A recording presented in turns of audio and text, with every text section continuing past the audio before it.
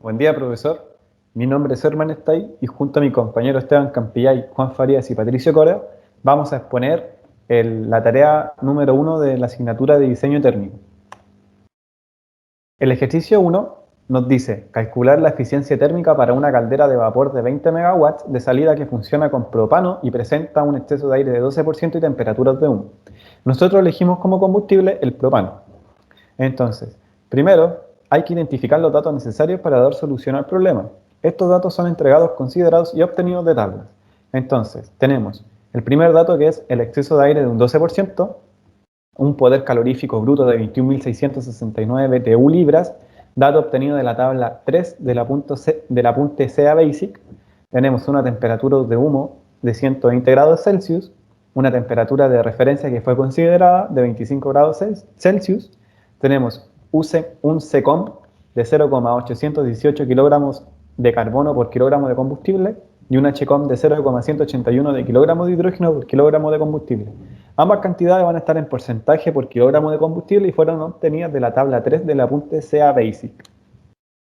Por el apéndice A del apunte de calderas, se tiene que el cálculo de la eficiencia se obtiene de la siguiente manera, en donde la eficiencia de la caldera va a ser igual a 100 menos las pérdidas totales, y esto se puede desglosar como 100 menos las pérdidas de gases secos, las pérdidas por humedad y las pérdidas de radiación y convección. Por lo tanto, es necesario calcular cada una de las pérdidas para obtener el rendimiento de la caldera en la central térmica. Primero se calculan las pérdidas por gases secos. Primeramente, es necesario identificar los gases secos que se ven involucrados en estas pérdidas, siendo específicamente 3 gases: dióxido de carbono, nitrógeno y oxígeno. La fórmula que determina las pérdidas por gases secos se denota de la siguiente manera, siendo LGS igual a WGS por C sub P por la diferencia de temperatura dividido por el poder calorífico bruto. De esta manera, y primeramente es necesario calcular el WGS y queda que está determinada por la siguiente fórmula. Entonces va a ser el WGS igual a los kilomoles del CO por la masa molar del CO, más los kilomoles del oxígeno por la masa molar del oxígeno, más los kilomoles del nitrógeno por la masa molar del nitrógeno. Entonces, para calcular el WGS es necesario calcular ambos kilomoles en kilogramo de combustible para los 3 gases secos. Entonces, para el dióxido de carbono se tiene que va a ser igual a SECOM dividido en 12, obteniéndose un valor de 0,818 dividido en 12, que da un resultado de 0,0681 kilomol por kilogramo de combustible. De igual manera, los kilomoles de nitrógeno por kilogramo de combustible van a estar dados por la expresión de 1 más el exceso de aire por el SECOM por 0,079 dividido en 12,021 más 1 más el exceso de aire por 0,25 por HCOM por 0,79 dividido en 0,21, obteniendo un valor de 0,478 kilomoles de nitrógeno por kilogramo de combustible, en donde se puede apreciar la sustitución en la fórmula del exceso de aire, el SECOM y el HCOM. De igual manera, para el oxígeno, la expresión queda dada por el exceso de aire por el SECOM dividido en 12 más el exceso de aire por 0,25 por HCOM, y se obtiene un valor de 0,01361 kilomoles de oxígeno por kilogramo de combustible, en donde se puede apreciar la sustitución en la fórmula del SECOM y del exceso de aire y del HCOM.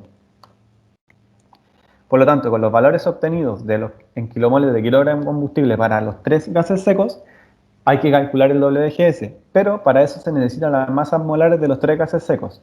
Para el dióxido de carbono van a ser 44, para el oxígeno 32 y para el nitrógeno 28. Entonces, con todos los datos ya a disposición, se calcula WGS obteniéndose un valor de 16,81 kilogramos de gases secos por kilogramo de combustible. De esta manera, se tienen todos los datos necesarios para poder calcular las pérdidas por gases secos. Entonces, para poder calcular las pérdidas con gases secos, es necesario poder calcular el calor específico del aire a una temperatura determinada. Entonces, de esta manera se necesita sacar el promedio de temperatura tanto de la temperatura de humo, que van a ser 120 grados Celsius, menos la temperatura de referencia, que van a ser 25 grados Celsius, obteniendo un valor de 47,5 grados Celsius. Por lo tanto, el calor específico para el aire a 48 grados Celsius es de 1,0052 kilogramos grados Kelvin. Luego, es necesario, para mantener una congruencia en el sistema de unidades, se necesita realizar la transformación de BTU libras hora a kilojoule kilogramos. Entonces, de esta manera, 21.669 BTU libras equivale a 50.380,43 kJ/kg. Luego, de esta manera, con todos los datos a disposición, se realiza la pérdida por gases secos. Entonces, vamos reemplazando la fórmula, se tiene que son 16,81, que es el resultado del WGS, por el C sub P, que es 1,0052, por la variación de temperaturas, y todo esto dividido por el poder calorífico bruto, obteniéndose un valor de 0,032, que equivale a un 3,2%. Entonces, a través del cálculo se logra dar cuenta de que existe un 3,2% de pérdidas por gases secos en la caldera. Luego, hay que calcular las pérdidas por humedad. De esta manera es necesario poder calcular las pérdidas por humedad producido por un gasto energético en la transformación de vapor de agua. Estas pérdidas se calculan de la siguiente manera, en donde la fórmula queda dada por LH2O por H, que va a ser igual al W del agua por el hidrógeno, por la diferencia de entalpías, y todo esto dividido en el poder calorífico bruto. Entonces, por lo tanto, es necesario poder calcular el W del agua por el hidrógeno en unidades de kilogramos de agua por hidrógeno por kilogramo de combustible, utilizando un HCOM en kilogramos de hidrógeno por kilogramo de combustible. Por lo tanto, para realizar el cálculo es necesario realizar el balance obteniendo lo siguiente. Se obtiene un balance de hidrógeno más 0,25 de oxígeno, dando una reacción de 0,5 H2O.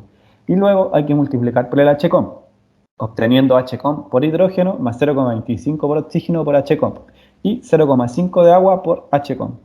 Luego, obteniendo la reacción, es necesario pasar de kilogramos de H2O a kilogramos de combustible de la siguiente manera, en donde vamos a tener el 0,5 de HCOM en kilogramos de H2 por kilogramos de combustible por el peso molecular del agua.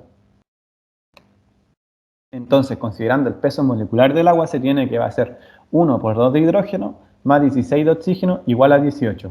Entonces, se tiene que 0,5 de HCOM por 18 va a ser igual a 9 kilogramos de H2O por kilogramo de combustible. Luego, con el valor de la reacción, se procede a calcular el WH2O por H. Por lo tanto, se tiene que va a ser 9 por HCOM, y esto va a dar un valor de 1,63 kilogramos de H2O por kilogramo de combustible. Finalmente, es necesario obtener el valor de las entalpías a través de la página de internet peacesoftware.de. De esta manera se consideran los siguientes datos: una temperatura de humo de 120 grados Celsius, una temperatura de referencia de 25 grados Celsius y una presión de un PSI.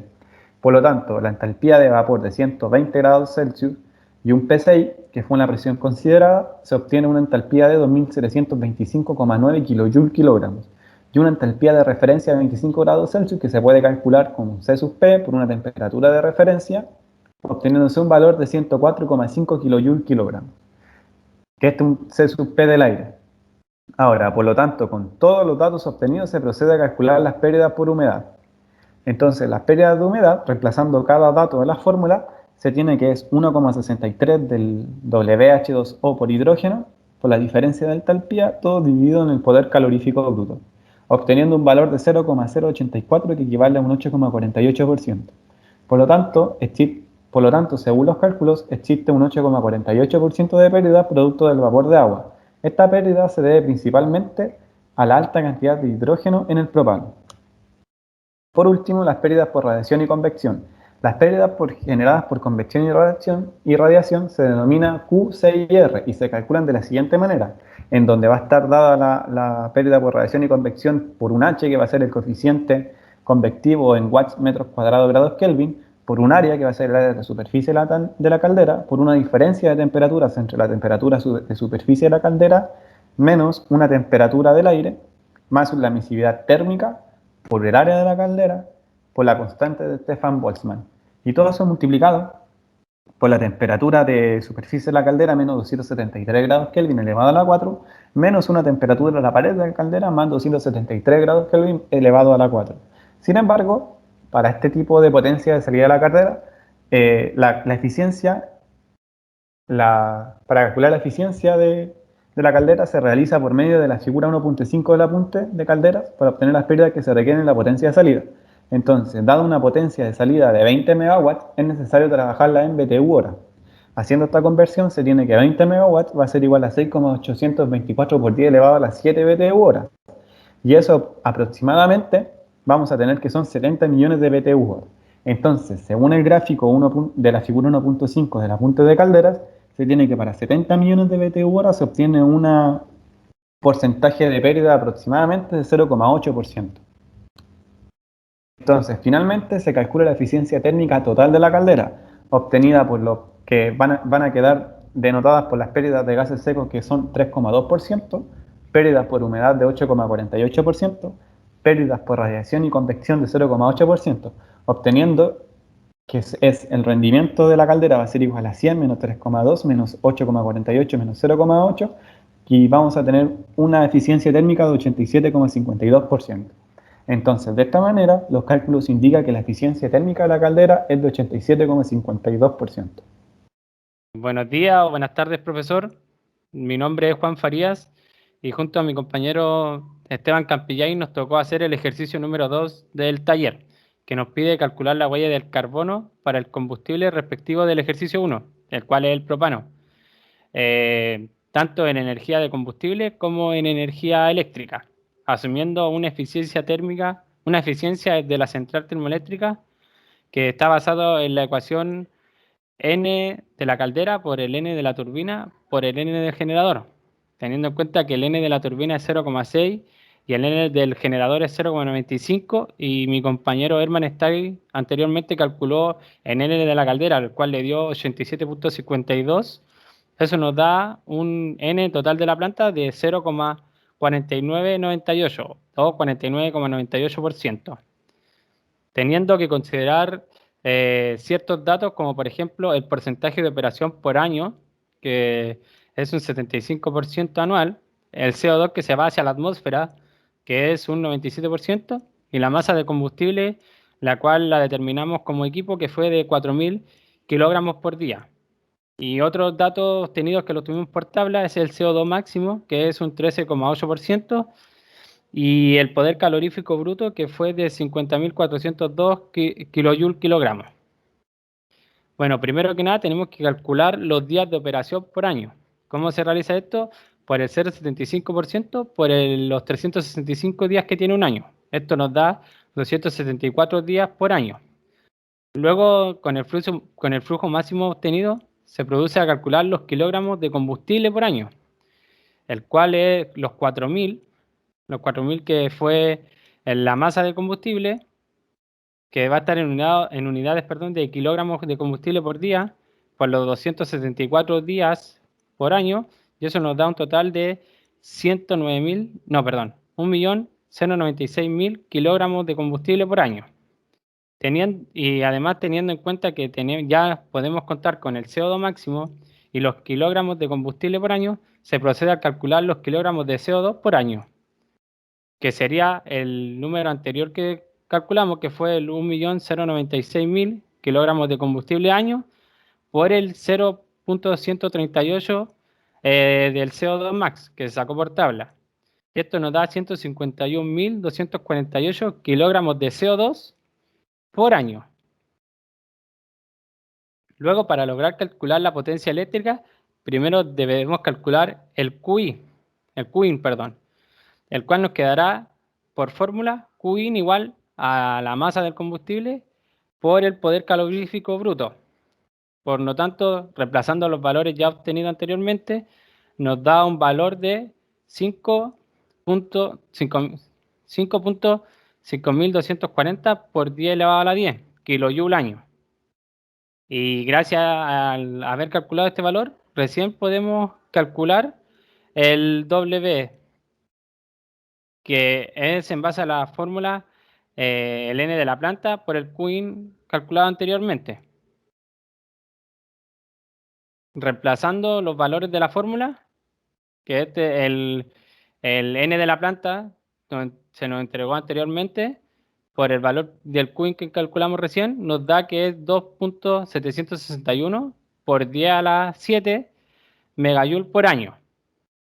Y teniendo en cuenta que el 97% del CO2 se dirige hacia la atmósfera, se tiene que, con esta fórmula, 0,97 por los kilogramos de CO2 al año, tenemos que nos da un total de 146.710 kilogramos de CO2 al año. Esto indica la cantidad en kilogramos de CO2 al año que se dirige hacia la atmósfera.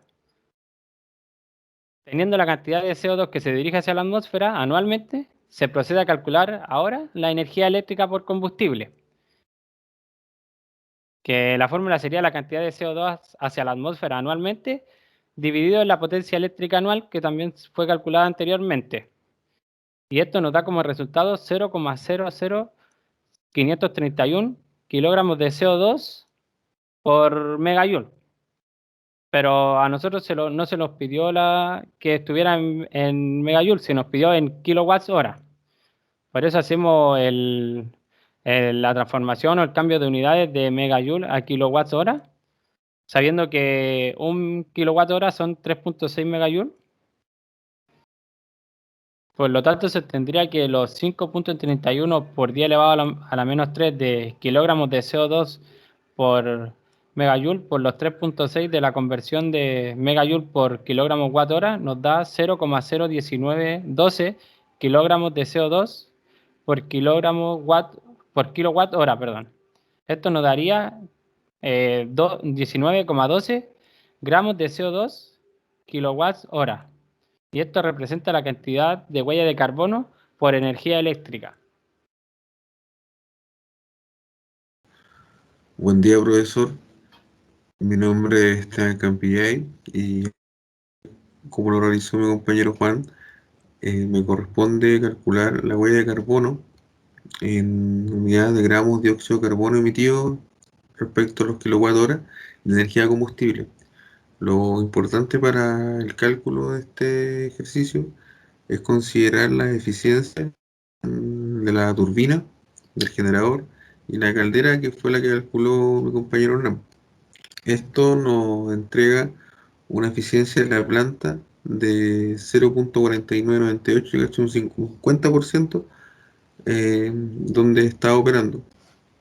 Este dato es relevante, ya que para obtener la huella de carbono de energía de combustible, junto con el balance estequiométrico, tomando en consideración estos datos, sin embargo, el exceso de aire no influye en el producto para el dióxido de carbono de esta manera. Por lo tanto, se tiene de que, considerando la masa del dióxido de carbono versus la masa del combustible, quedando en 3 unidades de kilogramo de dióxido de carbono por kilogramo de combustible. Por lo tanto, para calcular la huella de carbono, se tiene la masa del dióxido de carbono sobre el kilogramo de combustible dentro de la energía de salida, para llegar a la masa del dióxido de carbono por kilogramo de combustible por la eficiencia de la energía de entrada, quedándonos la ecuación para calcular la huella de carbono de la masa del dióxido de carbono por kilogramo de combustible, de la eficiencia del poder calorífico bruto que tenemos. Reemplazando estos datos, considerando la masa de 3 kilogramos de dióxido de carbono y haciendo despeje de unidades, que en este caso serían los kilogramos combustible, nos quedaría un total de 0,499 gramos de dióxido de carbono kilocaloría.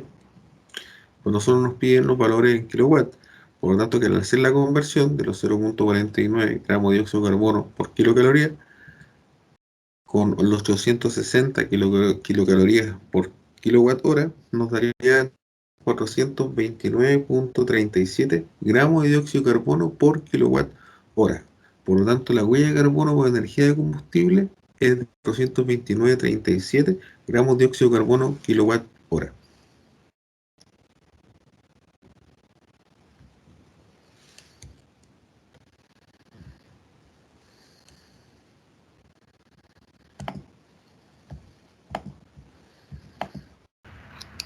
Mi nombre es Patricio Coria y yo les voy a hablar sobre el ejercicio 3 de la tarea. Una central eléctrica de carbón genera 300 megawatts de potencia, con un rendimiento global de 35%. El factor de capacidad de la central es del 70%. El carbón utilizado en la central tiene la siguiente composición en masa: 67% de carbono, 5% de hidrógeno, 9% de oxígeno, 2% de nitrógeno, 1,5% de azufre, 8,5% de cenizas y 7% de humedad. El poder calorífico de este carbón es de 28.400 kilojoules sobre kilogramo. Nos piden determinar 3 preguntas. La pregunta A, determinar la cantidad de azufre que entra en la planta por año. Pregunta B, determinar la cantidad de dióxido de azufre producida tras el proceso de combustión si todo el azufre reacciona con el oxígeno durante la combustión. Y pregunta C, se utiliza un sistema de desulfuración de gases de combustión para eliminar el 98% del dióxido de azufre. Determine las cantidades anuales de dióxido de azufre emitidas a la atmósfera, la piedra caliza utilizada y el yeso producido en el sistema FGD. Para la pregunta A, el factor de capacidad de la planta es del 70%, es decir, la planta funciona el 70% del tiempo. Entonces, las horas de funcionamiento anuales quedarían de la siguiente manera: 0,7 por 365 por 24 horas sobre año, que nos da un total de 6.132 horas al año. La tasa de entrada de calor a la planta se determina utilizando la eficiencia de la planta como flujo de calor de entrada es igual a la potencia eléctrica sobre la eficiencia de la planta, que en este caso nos da 857,1 megawatts. La cantidad de calor aportada a la planta por año es utilizando esta fórmula, que es calor de entrada es igual al flujo de calor de entrada por las horas de funcionamiento, nos da un total de 1,892 por 10 elevado a 13 kilojoules sobre año. El consumo de carbón correspondiente a la planta por año es la masa de carbón es igual al calor de entrada dividido en el poder calorífico bruto, que nos da 6,662 por 10 elevado a 8 kilogramos sobre año. El porcentaje de masa de azufre en el carbón es del 1,5%. Entonces la cantidad de azufre que entra en la planta por año sería la masa de azufre es igual al 0,015 por 6,662 por 10 elevado a 8 kilogramos sobre año, que nos da 9,993 por 10 elevado a 6 kilogramos sobre año. Para la pregunta B nos piden determinar la masa del dióxido de azufre. Lo calculamos con esta fórmula, que es la masa de azufre por la masa molar del dióxido de azufre dividido en la masa del azufre, que nos da un total de 1,999 por 10 elevado a 7 kilogramos sobre año.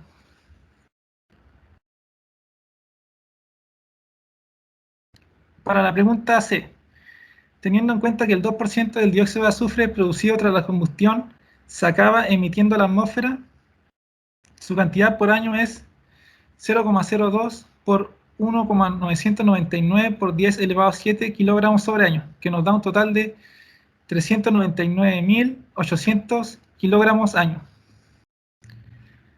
La reacción para el sistema de desulfuración de gases de combustión es el dióxido de azufre más la piedra caliza más el agua, nos da una reacción de dióxido de carbono más yeso. En este caso tenemos que calcular la masa molar de la piedra caliza y el yeso. La masa molar de la piedra caliza es 100 kilogramos sobre kilomol y la masa de yeso es 172 kilogramos sobre kilomol. La cantidad de piedra caliza utilizada en el sistema FGD es la masa de la piedra caliza es igual a 0,98 la masa por la masa del dióxido de azufre por la masa molar de la piedra caliza dividido en la masa molar del dióxido de azufre, que nos da un total de 61,22 por 10 elevado a 6 kilogramos por año. Si el sistema de desulfuración de gases de combustión elimina el 98% del dióxido de azufre, la cantidad de yeso producida es la masa de yeso es igual a 0,98 la masa del dióxido de azufre por la masa molar del yeso dividida en la masa molar del dióxido de azufre, que en este caso nos da 1,053 por 10 elevado a 8 kilogramos sobre año. Por lo tanto, una central eléctrica de carbón de 300 megawatts implica aproximadamente 400 toneladas de emisión de dióxido de azufre a la atmósfera al año. En el sistema de desulfuración de gases de combustión se consumen aproximadamente 62.000 toneladas de piedra caliza y se producen 105 toneladas de yeso al año.